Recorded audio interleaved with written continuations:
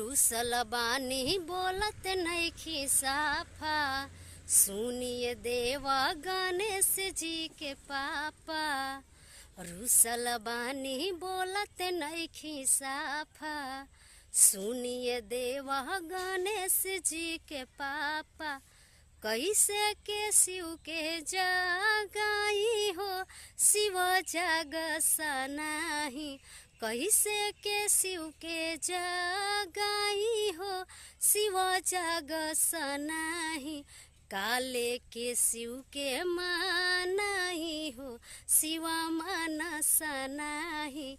काले के शिव के मानाई हो, शिव मनस नाही। नमस्कार, प्रणाम आप सभी को। मैं रंजना राज और ये मेरा गाना सावन का पहला गाना है और रिलीज